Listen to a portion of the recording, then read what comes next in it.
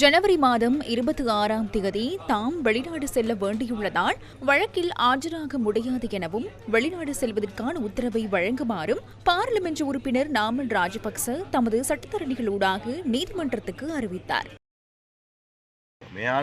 நல்லாட்சி அரசாங்கத்தை விடவும் அப்பாற் சென்று இந்த அரசாங்கம் சட்டத்தை நடைமுறைப்படுத்துகின்றது. அரசாங்கத்துடன் தொடர்புடையவர்களுக்கு ஒரு விதத்தில், எதிர்க்கட்சிக்கு மற்றொரு விதத்திலும் நடைமுறைப்படுத்துகின்றனர்.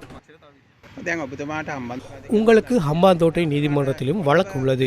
கொழும்பிலும் நிதி மோசடி தொடர்பில் சில வழக்குகளை எதிர்கொள்கின்றீர்கள். இந்த நிலைமைக்கான காரணம் என்ன? இல்லை, உகண்டாவிலிருந்து 18 பில்லியனை கொண்டு வரும் வரை நான் பார்த்துக் கொண்டிருக்கின்றேன். எமக்கு நீதிமன்ற கட்டமைப்பு தொடர்பில் மிகுந்த நம்பிக்கை உள்ளது. போலீசார் தொடர்பில் இந்த நாட்டு மக்களுக்குள்ள நம்பிக்கை நாளாந்தம் சீர்குலைந்து வருகின்றது. காரணம், இந்த அரசாங்கம் போலீஸ் மற்றும் போலீஸ் சேவையை முழுமையாக அரசியல்மயப்படுத்துகின்றது. போலீசாரின் கௌரவத்தை நாசப்படுத்துகின்றது. ரணில் விக்ரமசிங்க தாக்கல் செய்த 19 வழக்குகளே எனக்கு உள்ளன. அனுரகுமார் தாக்கல் செய்யவில்லை.